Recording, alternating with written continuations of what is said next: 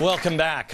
We have a audience today because we have all these wiener facts we have to sift through. In case you just joined us, the wiener fun is over for a while.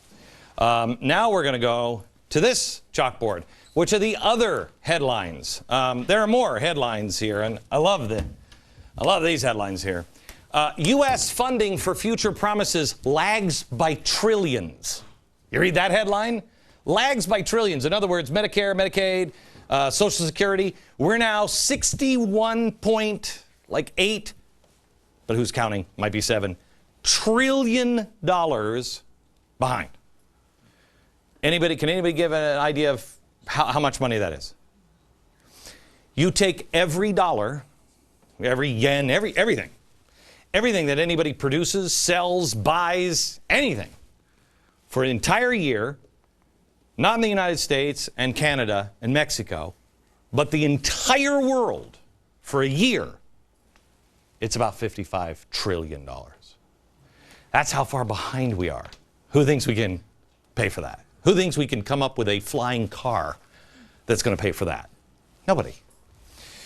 Then James Carville said this: there will be civil unrest over the economy. Tiffany, do you have the actual quote from him? The civil unrest on the economy. Did anybody see this? Of course not. He's on a network nobody watches.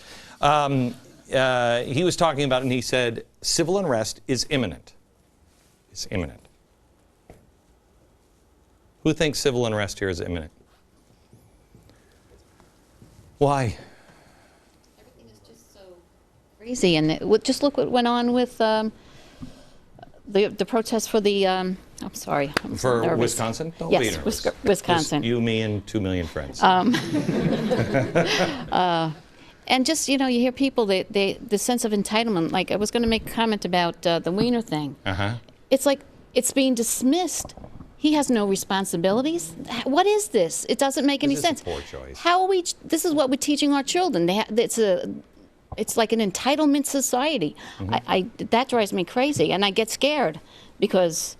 Don't get scared. Be determined. Don't be scared. Okay. Be determined. But yes. we're going to be like Greece. I mean, that's what I see, and that's what I'm afraid of right now. That is what I'm afraid of. Who watched this show 2 years ago when I held up the book, The Coming Insurrection, and said, "Here it comes. It's coming. Read this book." Anybody remember that? Yeah. Called a lunatic. Hey, look what's happening in Greece. Yes, go ahead. We've overspent. We've overpromised. We continue to spend. We're not cutting back anything, and we have millions of people. Is it 40% of the country that's on entitlements? Yeah, is that a problem for you? Well, what are we going to do when everything goes awry and bankrupt? What are they going to do? Yeah. Somebody's going to be upset. Okay. All right. That's a good place. So, what are they going to do? What are they going to do? Question is, what are we going to do? What all these stories tell us, not the wiener stories, the other stories, the stories that I showed you that China is, that story about China, Latin America, and Europe, they're buying the food manufacturing plants. Remember when I told you that food prices are going to go up? Okay. Food prices going up. Anybody shop? Are food prices going up? Yeah. Anybody knows the president said there's a food shortage, there's going to be some food shortages around the world, et cetera, et cetera. Then we had all of the floods. We have fires that are going on. What's happening in Europe? Anybody tell me what's happening in Europe with the food? E. coli. E. coli. Have you seen the videos of the giant, the green beans and the cucumbers and everything just being bulldozed and, right? What do you think that's going to do to food prices? Right? Okay. So when you look at all of these stories, the dollar is going down. Unemployment is high. We've got imminent crisis of people that are going to riot, according to James Carville. Future promises lag by trillions. Food prices are going up, et cetera, et cetera. Answer the first question. What do the stories tell us? Yes, ma'am. Perhaps we better start preparing ourselves with storage of food. Thank you. Thank you. Perhaps we should prepare. For what? For what? The stories tell us, you cut right to the chase, but the stories tell us trouble is coming. Now, the next question is, what is the answer? Prepare for trouble. What would you do as a president? What would you do if you're president of the United States and you came to those two conclusions? What do those stories tell? Hey, there's trouble coming. The United States is bankrupt. The world is on fire.